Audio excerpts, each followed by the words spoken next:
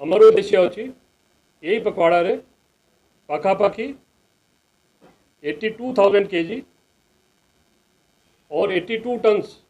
Cannabis जो विभिन्न थाना रे विभिन्न केस रे जब्त ही के पड़ी थी और जोटे मान्य न्यायालय हमको अनुमति देछंती सेटा नष्ट करा जीवो। यही पखवाड़ा समय रे अमर और चेष्टा अच्छी पूरा राज्य रे अमे विभिन्न शिक्षण संस्थान रे पिलामाने भितरे गोटे सचेतनता सृष्टि करिबा जेमती से माने निशारू दूर रहिबे। आजिरा यही प्रोग्राम रे राज्य 550 पुलिस स्टेशन सबू जिला पुलिस सबू रेंज ऑफिस से माने प्रोग्राम रे भाग नहीं चंती और विभिन्न स्कूल कॉलेजेस रु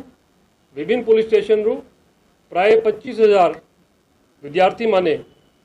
से माने निशा द्रव्य रु दूर रहिबा पाई शपथ पाठ करी छंती।